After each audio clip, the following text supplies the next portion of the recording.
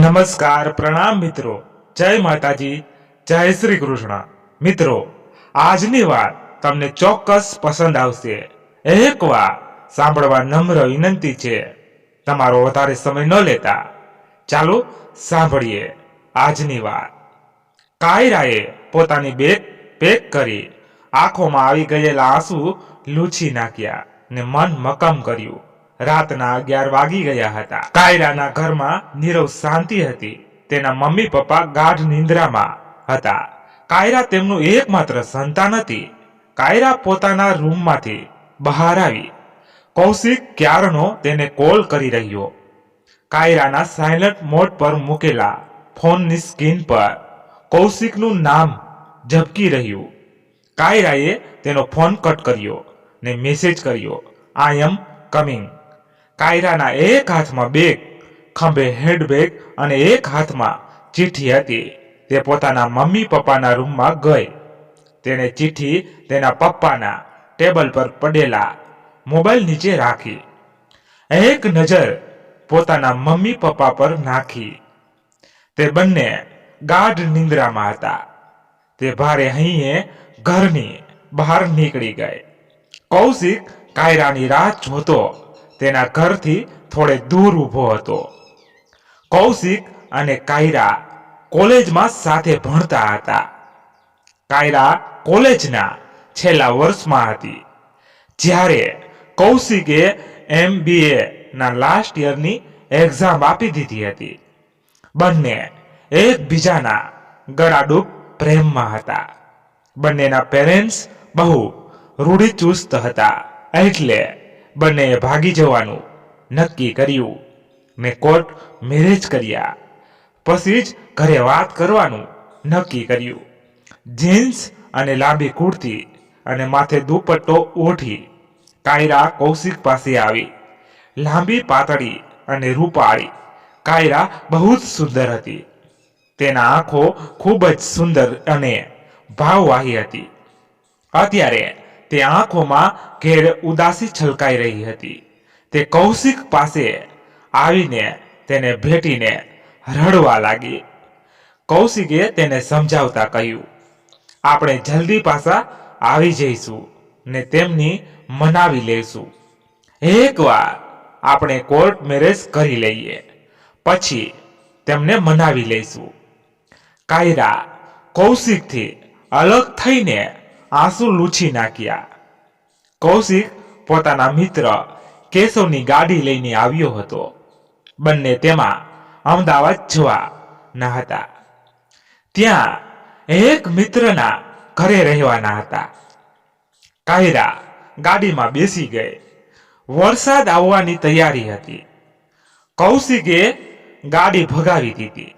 કાયરા હજી પણ ઉદાસ જ હતી. કૌશિક બોલ્યો, કાયરુ, તું આમ ઉદાસ થઈશ તો કેમ ચાલશે? બધું બરાબર થઈ જશે. થોડા સમયમાં આપણે હંમેશા માટે એક થઈ જઈશું. એમ કહી તેણે કાયરાનો હાથ પકડ્યો. કાયરાએ હળવું સ્મિત કર્યું. બહારે ધોધમાર વરસાદ વરસી રહ્યો અને કૌશિકના મનમાં અત્યારે વિચારોનો વરસાદ ચાલુ થઈ ગયો હતો.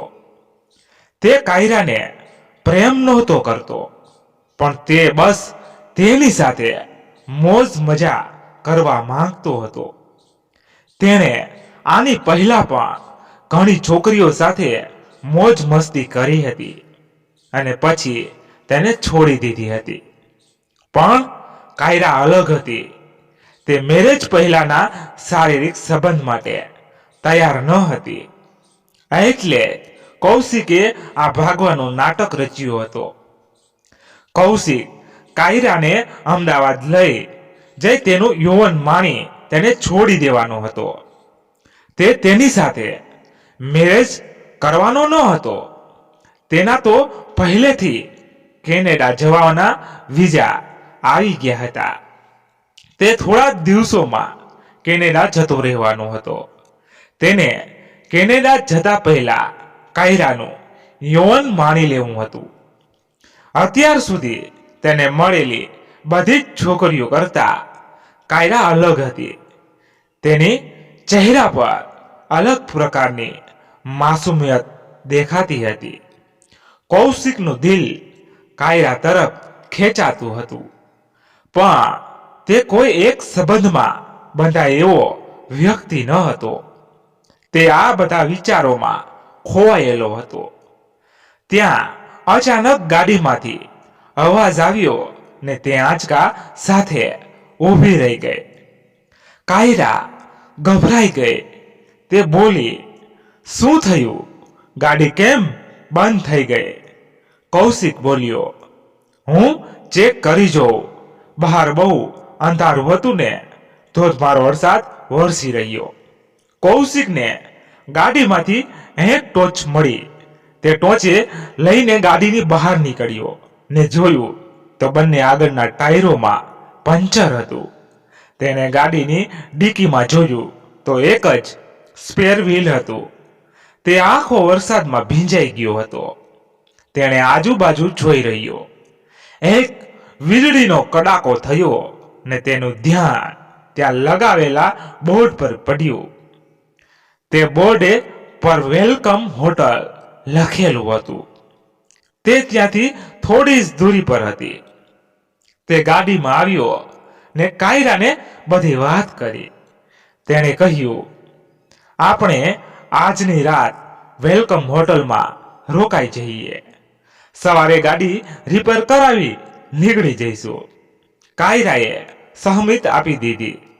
કૌશિકે ગાડીને લોક કરીને બંને જણા સામાન લઈને હોટલ તરફ જવા નીકળી ગયા. કૌશિક મનમાં ખુશ હતો કે તે જે તકની રાહ જોતો હતો તે સામે ચાલીને તેને મળી ગઈ. આજે તો તે કાયરાને પામીને જ રહેશે તેવું મનમાં નક્કી કર્યું. કાયરા પોતાના વિચારોમાં જ ખોવાયેલી ધીમે ધીમે ચાલી રહી. બંને આંખા ભીંજાઈ ગયા હતા. કાયરા પોતાના ચહેરા પર દુપટ્ટો બાંધી દીધો હતો. તે બંને હોટલમાં પહોંચ્યા. મોડી રાત થવા આવી હતી. રિસેપ્શન ડેસ્ક પર એક વ્યક્તિ ઝોલા ખાતો હતો. કૌશિકે તેને ઢંઢોળીને જગાડ્યો. તેણે બંને સામું જોઈને તેની ઊંઘ ઉડી ગઈ. તે 30 વર્ષના બટકા માણસનું નામ જયસ હતું. તેની આંખો લૂછી હતી. તેના દાંત તમાકુ ખાઈ કાળા પડી ગયા હતા. તેણે હસતા કહ્યું, બોલો સાહેબ. કૌશિકે કાયરાને ત્યાં દૂર રાખેલા સોફા પર બેસવાનો ઈશારો કર્યો. કાયરા ત્યાં જઈને બેઠી. તે વરસાદમાં ભીંજાવાને લીધે ધ્રુજી રહી હતી. કૌશિક બોલ્યો, અમને રૂમ જોઈએ છે. જયેશે કહ્યું, હમણાં કોઈ રૂમ ખાલી નથી. કૌશિક સમજી ગયો કે જયેશ લાલચુ છે. તેણે 2000ની નોટ સરકાવતા કહ્યું, અમારી ગાડી બગડી ગઈ છે. અમારે રૂમની જરૂર છે. જયેશની આંખો ચમકી. તે બોલ્યો, મળી જશે સાહેબ. તમારા બેનો આઈડી પ્રૂફ આપો. કૌશિકે બીજી 500ની નોટ કાઢી. જયેશના ચહેરા પર સ્મિત આવી ગયું. તે બોલ્યો, વાંધો નહીં સાહેબ, તમે ખાલી તમારું નામ લખાવી દો. કૌશિકે ખોટું નામ લખાવ્યું.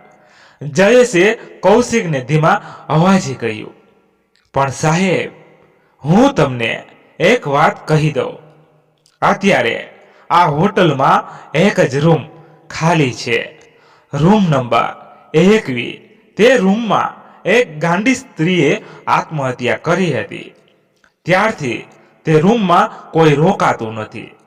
તે રૂમની નિયમિત સફાઈ થાય છે, પણ તે રૂમ અમે કોઈને આપતા નથી. કૌશિક નવાઈથી બોલ્યો, શું કામ કોઈને તે રૂમ નથી આપતા? જયેશે કીધું, બધા એવું માને છે કે હજી તે ગાંડી સ્ત્રીની આત્મા ત્યાં ભટકે છે, જે કોઈને તે રૂમમાં રહેવા નથી દેતી. કૌશિક જોરથી હસવા લાગ્યો ને બોલ્યો, હું આવી વાતોમાં વિશ્વાસ નથી કરતો.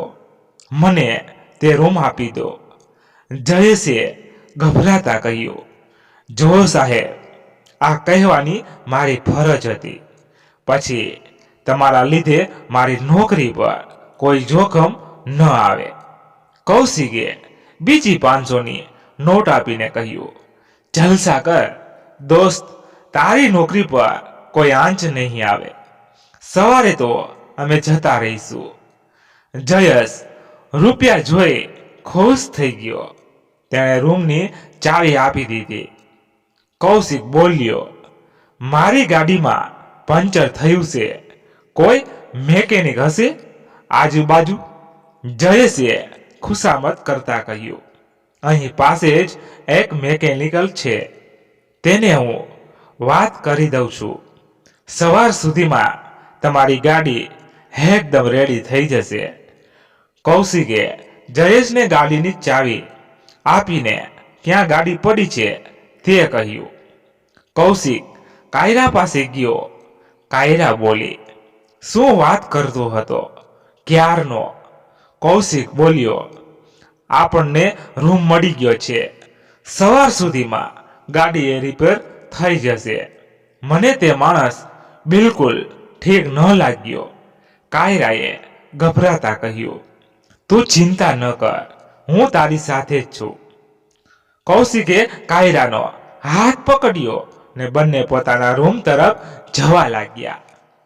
કૌશિક બોલ્યો, અત્યારે એક જ રૂમ મળ્યો છે અને આપણને બંનેએ સાથે જ એમાં રહેવું પડશે.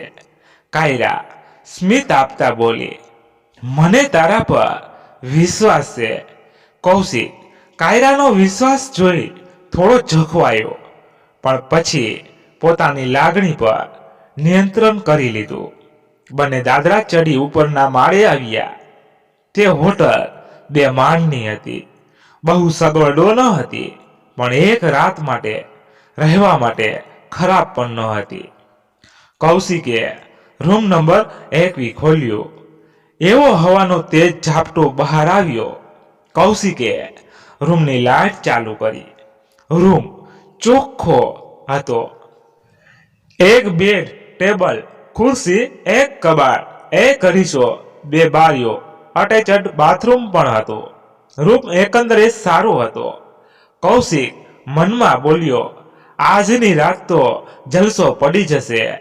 કાયરાને ખૂબ ઠંડી પડી રહી, એટલે તે બાથરૂમમાં કપડાં બદલાવવા જતી રહી. કૌશિકે પણ પોતાના કપડાં બદલી નાખ્યા. તે બારી પાસે ઊભો બહાર જોઈ રહ્યો. બહાર હજી પણ વરસાદ ચાલુ હતો ને ગાઢ અંધકાર હતો.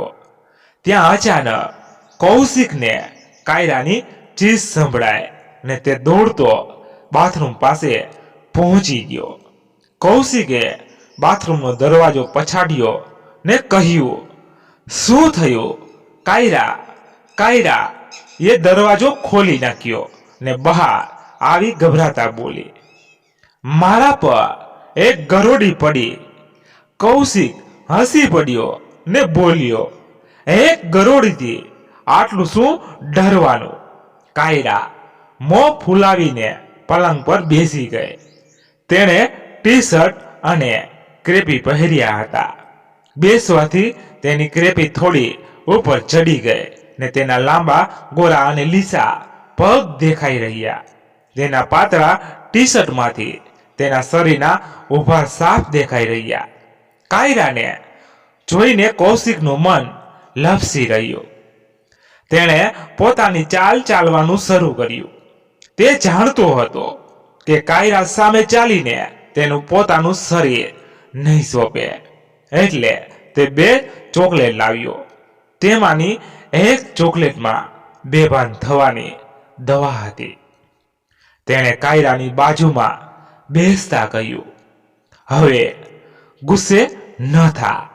કેટલી મસ્ત રાત છે અને તું મોં ફૂલાવીને બેઠી છો. કાયરા બોલી, મને તો બહુ ડર લાગે છે.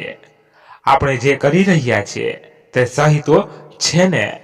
કૌશિકે તેનો હાથ પકડતા કહ્યું, હા, બધું સારું થઈ જશે. એમ કહી કૌશિકે બીજો હાથ કાયરાની કમર પર રાખ્યો ને તેની પોતાની નજર ખેંચી. કાયરા કૌશિકની આંખોમાં જોઈ રહી. કૌશિક પોતાના હોઠ કાયરાના હોઠ પર મૂકવા જઈ રહ્યો હતો. બંનેના હોઠ વચ્ચે નહીવત અંતર હતું. ત્યાં કાયરાએ પોતાની આંગળી કૌશિકના હોઠ પર મૂકી દીધી ને હસતા બોલી. મેરેજ પછી કૌશિકને ગમ્યું તો નહીં, પણ તે હસી પડ્યો. તેણે કીધું, સારું મેડમ, આપણી નવી જિંદગીની શરૂઆતમાં આપણે મીઠું મોં તો કરવું જોઈએ ને એમ કહી તેણે ખિસ્સામાંથી 2 ચોકલેટ કાઢી. કાયરા બોલી, તું જ તારા હાથથી ખવડાવી દે. કૌશિક ચોકલેટનું રેપર ખોલીને હજી કાયરાના મોંમાં નાખવા જતો હતો ત્યાં કોઈએ જોરથી દરવાજો પછડાડ્યો. કૌશિક ચોંકી ગયો ને તેના હાથમાંથી ચોકલેટ પડી ગઈ. તેને ગુસ્સો આવ્યો. કાયરા બોલી, અરે વાંધો નહીં, પણ અત્યારે કોણ આવ્યું હશે? કૌશિક બોલ્યો, હું જોઉં છું.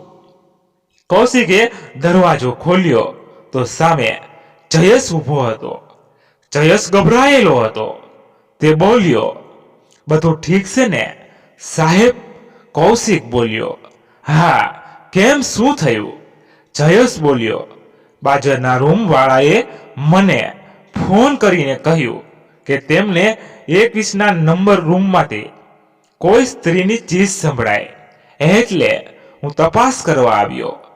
કૌશિક બોલ્યો, બધું બરાબર છે. મારી પત્ની ગરોળી જોઈને ડરી ગઈ એટલે ચીસ પાડી દીધી. જયેશ બોલ્યો, ઠીક છે સાહેબ, એમ કહી જવા લાગ્યો. કૌશિક બોલ્યો, સાંભળ, હવે અમને કોઈ ડિસ્ટર્બ કરવા ન આવે. જયેશે હસતા કહ્યું, જી સાહેબ. તે જતો રહ્યો. કૌશિકે દરવાજો બંધ કરી રૂમમાં આવ્યો. કાયરાએ પૂછ્યું, શું થયું? તે માણસ કેમ આવ્યો હતો? કૌશિક બોલ્યો, બસ પૂછા કરવા આવ્યો હતો કે બધું ઠીક છે કે નહીં. કાયરા બેડ પાસે ઊભી હતી અને કૌશિક દરવાજા પાસે ઊભો હતો. કૌશિક કાયરા પાસે આવી રહ્યો ત્યાં અચાનક લાઈટ જતી રહી. કાયરા બોલી, કૌશિક, જલ્દી લાઈટ ચાલુ કર, મને અંધારામાં બહુ ડર લાગે છે. કૌશિક બોલ્યો, ગભરા નહીં કાયરું, હું હમણાં તારી પાસે આવું છું. કૌશિકે પોતાના ખિસ્સામાં ફંફોસ્યા ને તેમાંથી પોતાનો ફોન બહાર કાઢ્યો. તે હજી પોતાના ફોનની ફ્લેશ લાઇટ ચાલુ કરવા જતો હતો ત્યાં તેને કોઈ વસ્તુ પડવાનો અવાજ આવ્યો. કૌશિકે જલ્દીથી ફ્લેશ લાઇટ ચાલુ કરી ને ચારેય બાજુ જોવા લાગ્યો. તેને કાયરા ન દેખાય. તેણે બૂમ પાડી, કાયરા, પણ કોઈ જવાબ ન આવ્યો. તેણે ફરીથી કાયરાને બોલાવી, પણ કોઈ જવાબ ન આવ્યો. તેણે પલંગ તરફ ફ્લેશ લાઇટ નાખી તો સામેનું દ્રશ્ય જોઈને તેના હાજા ગગડી ગયા. તેણે જોયું કે એક સ્ત્રી પલંગ પર બેઠી હતી. તેનો ચહેરો વાળથી ઢંકાયેલો હતો. તેણે સફેદ ડ્રેસ પહેર્યો હતો. તેના હાથ પગ પર ઉજરડા હતા અને તેમાંથી લોહી વહી રહ્યું હતું. કૌશિક તો અવાચક જ થઈ ગયો. તેનું આખી શરીર ઠંડુ પડી ગયું ને તેણે હિંમત કરીને પૂછ્યું, કોણ છે? ત્યાં તે સાથે બારી પછડાવવા લાગી ને હવાનો એક તેજ ઝાટકો આવ્યો ને તે સ્ત્રીના વાળ ઉડ્યા ને તેનો ચહેરો સ્પષ્ટ દેખાવા લાગ્યો. તેના આખા ચહેરા પર સફેદ ડાઘા હતા ને આંખો લાલ ઘૂમ હતી. તેના હોઠ લાલ હતા. તેણે કૌશિકની સામે જોઈ પોતાની ડોક ત્રાસી કરી ને એક ધારો કૌશિકને જોવા લાગી. કૌશિક તો તેનો ભયંકર દેખાવ જોઈ ભડકી ગયો. તેને રૂમ છોડીને ભાગી જવું હતું, પણ તેના પગ જાણે ખોટા થઈ ગયા હોય એમ જમીન સાથે ઝઘડાઈ ગયા હતા. તે સ્ત્રી કૌશિક સામે એકટસે જોઈ રહીને પછી હસવા લાગી. તે પલંગ પરથી ઉઠીને ધીમે ધીમે કૌશિક તરફ આવવા લાગી. કૌશિકની હિંમત તૂટી ગઈ. તે બેભાન થઈ ઢળી પડ્યો. કૌશિકની આંખો ખુલ્લી ત્યારે તે પલંગ પર સૂતો હતો. કાયરા તેની પાસે બેઠી હતી. તે ગભરાયેલી હતી.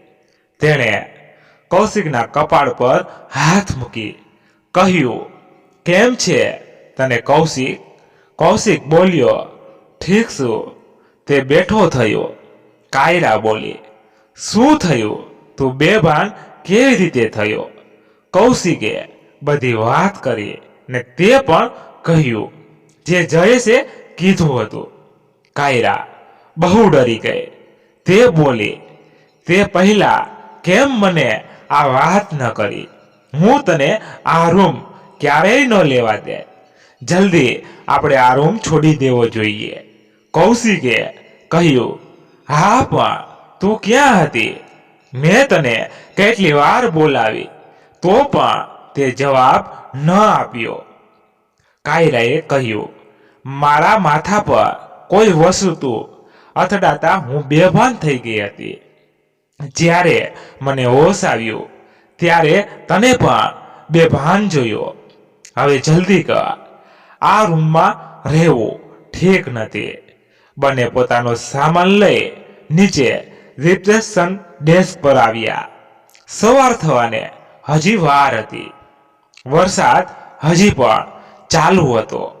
જયેશ ત્યાં જ પડેલી બેન્ચ પર સૂઈ ગયો હતો. કૌશિકે જયેશને જગાડ્યો. જયેશ બોલ્યો, બોલો સાહેબ, બધું બરાબર તો છે ને? કૌશિકે કહ્યું, અમને ચેકઆઉટ કરવું છે. મારી ગાડી તૈયાર થઈ ગઈ? જયેશે કહ્યું, ના સાહેબ, હજી ટાઈમ લાગશે. વરસાદ પણ હજી ચાલુ જ છે. કોઈ તકલીફ તો નથી ને? કૌશિક પહેલા અચકાયો પણ પછી બધી વાત કરી. તેની વાત સાંભળી જયેશ બોલ્યો, સાહેબ, તે કમલા હશે. કૌશિક બોલ્યો, કોણ કમલા? કાયરા પણ ધ્યાનથી તેની વાત સાંભળી રહી. જયેશ બોલ્યો, કમલા અહીં કામ કરતી હતી. આજથી 2 વર્ષ પહેલા એક માણસ દર મહિને તે 21 નંબરના રૂમમાં રોકાવા આવતો. કમલાને તે બંને પ્રેમમાં પડી ગયા હતા. કમલા દેખાવે બહુ સુંદર હતી. પહેલો બહુ ખરાબ નીકળ્યો. તેણે કમલાનો ફાયદો ઉઠાવી છોડી દીધી ને ફરી અહીં આવવાનું પણ બંધ કરી દીધું. કમલા તેની યાદમાં પાગલ જેવી થઈ ગઈ હતી. તેણે એ જ રૂમમાં પંખાથી લટકીને આત્મહત્યા કરી હતી. ત્યારથી તે રૂમમાં કોઈ રહેતું નથી. કાયરા અને કૌશિક સ્થાન બંધ થઈને જયેશની વાત સાંભળી રહ્યા. ત્યાં અચાનક કાયરા બોલી, ઓહ નો, મારો ફોન તો રૂમના બાથરૂમમાં જ રહી ગયો. કૌશિક બોલ્યો, બીજો લઈ લેશું. કાયરા બોલી, તે ફોન મારા પપ્પાએ બર્થડેમાં આપ્યો હતો. તેનો અવાજ ભીનો થઈ ગયો હતો. કૌશિકે જયેશને કહ્યું, તું તે ફોન લઈ આવ. જયેશ બોલ્યો, ના સાહેબ, મારી હિંમત નથી. હું તે રૂમમાં રાત્રે ન જાઉં. મેં તો તમને પણ પહેલા ચેતવ્યા હતા. કૌશિકે રૂપિયાની લાલચ આપી તો જયેશ બોલ્યો, ના સાહેબ, હું તો નહીં જાઉં. કાયરા મક્કમ અવાજે બોલી, હું એકલી જઈને લઈ આવીશ. તે આમ કહી જવા લાગી. કૌશિકે તેનો હાથ પકડ્યો ને બોલ્યો, હું પણ આવું છું. આપણે બે સાથે જઈશું. બંને સામાન ત્યાં મૂકી ગભરાતા પાછા તે રૂમમાં આવ્યા. કાયરા બોલી, સોરી કૌશિક, પણ તે ફોન મારા પપ્પાએ આપ્યો છે. હવે હું ક્યારે પપ્પાને મળીશ તે ખબર નથી. તે ફોનમાં મારી ફેમિલીના ફોટા છે. તે ફોનમાં મારા માટે કિંમતી છે. કૌશિક બોલ્યો. હું સમજુ છું. કૌશિક અંદરથી ગભરાતો હતો, પણ તે કાયરાની નજરમાં નીચો પડવા નહોતો માંગતો. તેને હજી કાયરાને પામવાની ઈચ્છા હતી.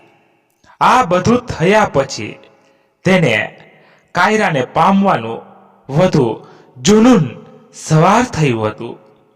કાયરા તેના માટે એક ચેલેન્જ બની ગઈ હતી. કોઈ પણ ભોગે તે તેના યૌવનને માણવા માંગતો હતો. કૌશિક એ રૂમનો દરવાજો ખોલ્યો ને બંને અંદર આવ્યા. કૌશિકે લાઇટની સ્વિચ ચાલુ કરી, પણ લાઇટ ન થઈ. કૌશિકે પોતાના મોબાઈલની ફ્લેશ લાઇટ ચાલુ કરી ને બંને એકબીજાનો હાથ પકડી રૂમમાં ગયા. કાયરા અને કૌશિક બંને ડરી રહ્યા હતા, પણ તોય હિંમત સાથે આગળ વધ્યા. કાયરાએ બાથરૂમનો દરવાજો ખોલ્યો. બાથરૂમની લાઇટ પણ ન થઈ. તેણે ફ્લેશ લાઇટની મદદથી પોતાનો ફોન શોધી લીધો. તે વોશિંગ બેસિન પાસે જતો. બંને ફોન લઈ રૂમની બહાર જઈ રહ્યા હતા. બંને પલંગ પાસેથી પસાર થઈ રહ્યા હતા. ત્યાં અચાનક પલંગ નીચેથી એક હાથ બહાર આવ્યો ને તેણે કૌશિકનો પગ પકડી લીધો. કૌશિક તો ગભરાઈ ગયો ને તેનું બેલેન્સ ન રહેતા તે નીચે પડી ગયો. તેનો ફોન પણ તેના હાથમાંથી સટકી ગયો. કાયરા પણ બહુ ડરી ગઈ. કૌશિક પોતાનો પગ છોડવા પ્રયત્ન કરવા લાગ્યો, પણ હાથની પકડ મજબૂત હતી. તેણે પોતાનો ફોન શોધ્યો. તેણે પલંગની નીચે લટકતી બેડશીટને ખસેડીને ફોનની ફ્લેશ લાઇટમાં જે દૃશ્ય જોયું તેનાથી તે છળી ગયો. પહેલી સ્ત્રી તે પલંગ નીચે ઊંધી સૂતી હતી. પહેલો હાથ તેનો હતો. તેના ચહેરા પર ભયંકર સ્મિત હતું. કાયરા પણ તેને જોઈ ચીસ પાડી ઉઠી. તે કૌશિકનો પગ છોડાવવા પ્રયત્ન કરવા લાગી. કૌશિક તો પરસેવાથી નાહી ગયો હતો. તેને સમજાતું ન હતું કે શું કરે. તે એટલો બધો ગભરાઈ ગયો હતો. પહેલી સ્ત્રીએ તેનો પગ છોડી દીધો ને કાયરાએ કૌશિકને ઊભો કર્યો ને બંને રૂમની બહાર નીકળી ગયા. બંને દોડતા દોડતા નીચે આવ્યા. બંને ત્યાં સોફા પર બેસી ગયા.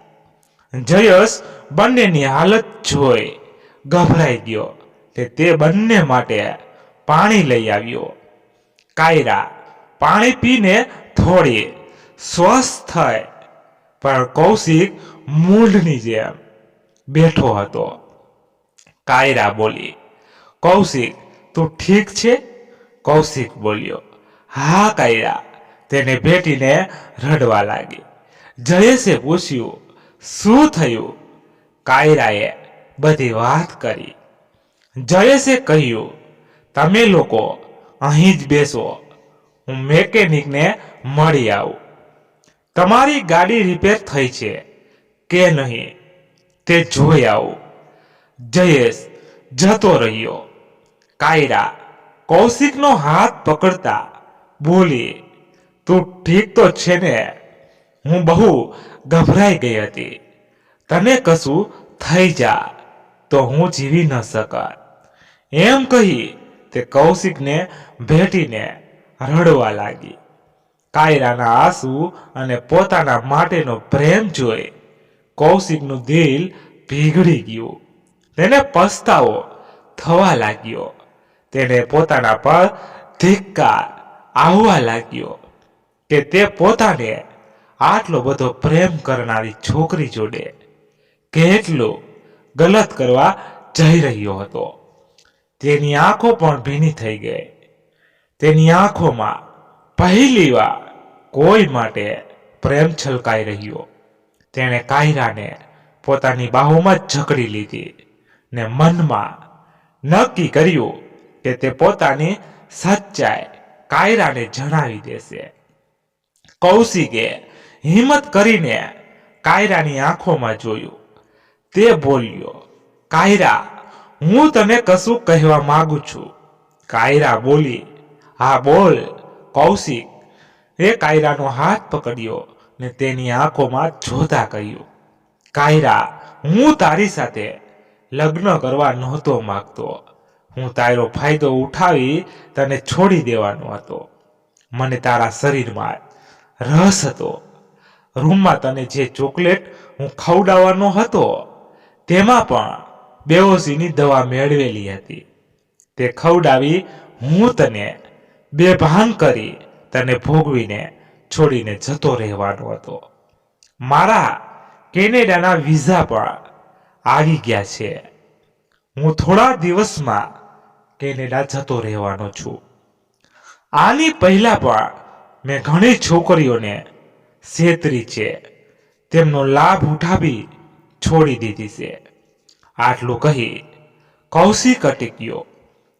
કાયરાની આંખોમાં ગુસ્સો ઉભરાઈ આવ્યો.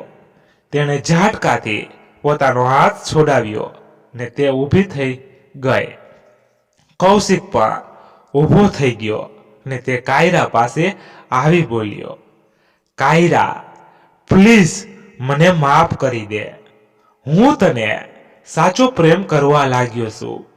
મને એક તક આપ. મને તારા માટે જ લાગણી થઈ છે, તેવી કોઈ માટે નથી થઈ. હું તારા વગર નહીં રહી શકું.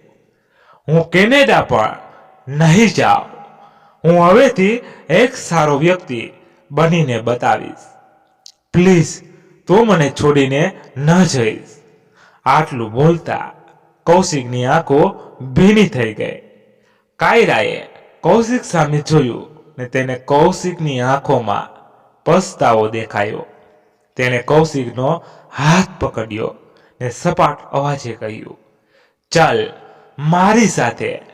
કૌશિક આશ્ચર્ય સાથે બોલ્યો, ક્યાં? તે મને માફ કરી દીધો. કાયરા કશું ન બોલી. તે કૌશિકને લઈને ફરી તે એકવીના નંબર રૂમમાં આવી. કૌશિક બોલ્યો, કાયરા, અહીં પાછા કેમ આવ્યા? પણ કાયરા કંઈ ન બોલી. તેણે રૂમનો દરવાજો ખોલ્યો ને બંને અંદર આવ્યા. કાયરાએ રૂમની લાઇટ ચાલુ કરી. લાઇટ તરત ચાલુ થઈ ગઈ. આ બધું જોઈ કૌશિકને નવાઈ લાગી. તે બોલ્યો, આ બધું શું છે? કાયરાએ પલંગ પર બેસતા કહ્યું, જલ્દી સમજાઈ જશે. તેણે પોતાનો ફોન કાઢ્યો ને નંબર લગાવ્યો ને ફોન પર કહ્યું, તમે બધા રૂમમાં આવી જાઓ. એટલું કહી ફોન કાપી નાખ્યો. કૌશિક તનબંધ થઈને ઊભો હતો. તેણે કશું સમજાતું ન હતું. ત્યાં કાયરા બોલી, તું ખરેખર મને પ્રેમ કરે છે? કૌશિક બોલ્યો, હા. કાયરા કાયરા આ સાંભળી હસવા લાગી. તે બોલી, પ્રેમ શબ્દ તારા મોંમાંથી સારો નથી લાગતો.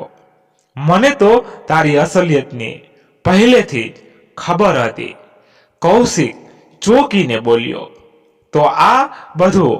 કાયરા બોલી, ડિયર, તને નાટક કરતા આવડે છે તો મને પણ નાટક કરતા આવડે છે. કૌશિક ગુસ્સામાં બોલ્યો, એટલે આ બધું નાટક હતું? કાયરાએ હસતા કહ્યું, હા. ત્યાં જ રૂમનો દરવાજો ખુલ્યો ને બે વ્યક્તિ અંદર આવી. તેને જોઈને કૌશિકનું માથું ભમવા લાગ્યું. તે બે વ્યક્તિમાં એક કેશવ હતો ને બીજી વ્યક્તિ પહેલી સ્ત્રી હતી, જેને કૌશિક કમલાની આત્મા સમજતો હતો. કૌશિકને કશું સમજાતું ન હતું. ત્યાં કાયરા બોલી, તને સંગીતા યાદ છે? સંગીતા તારી સાથે જ ભણતી હતી. તે તારા પ્રેમમાં પાગલ હતી. તે પણ પ્રેમના નામે તેનો ખૂબ ફાયદો ઉઠાવ્યો ને પછી છોડી દીધી. તારા આ દગાથી તેને ખૂબ જ આઘાત લાગ્યો હતો. તેણે તારી સાથે વાત કરવા કેટલી કોશિશ કરી, પણ તે તેને ઇગ્નોર કરી. તે તેને ખૂબ જ ચાહતી હતી. તારો આ દગો ન સહી શકી ને તેણે આત્મહત્યા કરી. તે મારી ખૂબ જ સારી મિત્ર હતી. આટલું બોલતા કાયરાનો અવાજ ભારે થઈ ગયો ને આંખમાં આંસુ આવી ગયા. પહેલી સ્ત્રી કૌશિકની પાસે આવી ને તેણે ગુસ્સામાં તેની સામે જોયું ને એક થપ્પડ કૌશિકને મારી દીધી. તે ગુસ્સામાં બોલી, હું સંગીતાની બહેન કવિતા છું. આ બધો પ્લાન હતો તને સબક શીખડાવવાનો. કૌશિક તો આ બધું સાંભળી સ્તનબંધ થઈ ગયો. તેણે કેશવ સામે જોયું. તેને નવાઈ લાગી કે તેનો મિત્ર પણ આ પ્લાનમાં સામેલ હતો. કેશવે આગ ઝરતી નજરે તેની સામે જોયું ને બોલ્યો, હું સંગીતાને પ્રેમ કરતો હતો. મેં તને પણ સંગીતાથી દૂર રહેવા કહ્યું હતું, પણ તે મારી વાત ન માની. તારા માટે સંગીતા એક ટાઈમ પાસ હતી, પણ તે તને પાગલની જેમ ચાહવા લાગી હતી. તને ખબર છે, તેના મૃત્યુ સમયે પણ તેની જુબાન પર તારું નામ હતું. કેશવ એ કૌશિકના ટી શર્ટને પકડી તેને હલબલાવી નાખ્યો. કૌશિક કંઈ ન બોલતા નીચે નજરે બધું સાંભળી રહ્યો. તેના દિલમાં પારાવાર પસ્તાવો હતો. કાયરા બોલી, તને સબક શીખડાવવા અમે ત્રણેય એક પ્લાન બનાવ્યો. મેં તારી સાથે પ્રેમ કરવાનું નાટક કર્યું. તો ધીમે ધીમે મારા તરફ ખેંચાઈ રહ્યો હતો. હું તને મેરેજ પહેલા શરીર નહીં સોંપું તે જાણી તું મારી સાથે મેરેજ કરવા તૈયાર થયો. હું જૂઠું બોલી કે મારા મમ્મી પપ્પા નહીં માને. તે ભાગવાનો પ્લાન બનાવ્યો. અમે આજ તકની રાહ જોતા હતા. અમે આ હોટલ શોધી કાઢી. અમને ખબર પડી કે આ રૂમમાં કમલા નામની સ્ત્રીએ આત્મહત્યા કરી હતી. એટલે અમે નક્કી કર્યું કે આ જ રૂમમાં તને લઈ આવવાનો, પછી તને સબક શીખડાવો. કૌશિક આઘાત સાથે આ બધું સાંભળી રહ્યો. કેશવ બોલ્યો, મેં તે રસ્તા પર ખીલીઓ રાખી હતી જેથી કારમાં પંચર થાય. જયેશ પણ અમારી સાથે મળેલો હતો. હું અને કવિતા પહેલેથી આ હોટલમાં હતા. જયેશે જાણી જોઈને આ રૂમ તને આપ્યો. હું આ રૂમની બાજુના રૂમમાં જ હતો. કવિતા બાથરૂમમાં સંતાઈ હતી. તું જ્યારે કાયરાને ચોકલેટ ખવડાવવાનો હતો તે કવિતા બાથરૂમમાંથી જોઈ ગઈ ને તેણે જયેશને બોલાવી લીધો. કાયરાનો ફોન ભૂલાવું, લાઈટ જતી રહેવી, બધું પ્લાન મુજબ જ હતું. કવિતાનો મેકઅપ અને અંધારું તને ડરાવવામાં સફળ થયા. કાયરા બોલી, હું જાણતી હતી કે તું મારા તરફ ખેંચાઈ રહ્યો છે, એટલે જ મેં તારી પરવા કરવાનું નાટક કર્યું. મારી ચાલ સફળ રહી. તે તારી જાતે પોતાનો ગુનો કબૂલ કર્યો. કૌશિકની આંખોમાં આંસુ આવી ગયા. તે બે હાથ જોડીને બોલ્યો, હું તમારા ત્રણેયની માફી માંગુ છું. સંગીતાની પણ માફી માંગુ છું. મેં ખૂબ જ ગલત કર્યું છે. મને સાચા દિલથી પસ્તાવો છે. કવિતા ગુસ્સામાં બોલી, તારા પસ્તાવાથી મારી બહેન તો પાછી નહીં આવે. કૌશિક બોલ્યો, જાણું છું, છતાં પણ હું સાચા દિલથી માફી માંગુ છું. ત્રણેયમાંથી કોઈએ કૌશિકને માફ ન કર્યો. એટલે કૌશિક કાયરા પાસે આવ્યો ને બોલ્યો, પ્લીઝ તું તો મને માફ કર. હું તને ખરેખર ચાહવા લાગ્યો છું. તારા વગર નહીં રહી શકું. તું મને પણ ચાહે છે. મેં તારી આંખોમાં મારા માટે લાગણી જોઈ છે. કાયરા ગુસ્સામાં બોલી, મારા માટે આ એક નાટક જ હતું. અમે તને સબક શીખડાવવા માંગતા હતા, તે શીખડાવી દીધો. હવે બધું પૂરું થઈ ગયું. Good bye forever. આટલું કહી તે કેશવ અને કવિતા સામે જોઈ બોલી, ચાલો હવે આપણે જઈએ. કૌશિકે કાયરાનો હાથ પકડી લીધો ને બોલ્યો, તું જૂઠું બોલે છે. તું મને પ્રેમ કરે છે. આ મેં મહેસૂસ કર્યું છે. કાયરાએ ઝાટકાથી હાથ છોડાવ્યો ને કહ્યું, હવે ખબર પડે, જેને પ્રેમ કરતા હો તે દગો આપે તો કેવું થાય છે. તારી આ જ સજા છે. તું મારા પ્રેમ માટે તડપતો રહે એ જ તારી સાચી સજા છે. આમ કહી કાયરા રૂમ છોડી જતી રહી ને કેશવ અને કવિતા પણ તેની પાછળ જતા રહ્યા. સવાર થવાની તૈયારી હતી. જયેશ ગાડી લઈને આવી ગયો હતો. કેશવે તેને રૂપિયા દીધા ને ત્રણેય જણા ગાડીમાં ગોઠવાયા. ત્યાં કોઈના પડવાનો અવાજ આવ્યો. ત્રણેય જણા ચોંકીને ગાડીમાંથી બહાર આવ્યા. તેમણે જોયું તો કૌશિકે રૂમની બાલ્કનીમાંથી આપઘાત કર્યો હતો. તેનું શરીર જમીન પર પડ્યું હતું ને લોહીથી લથપથ હતું.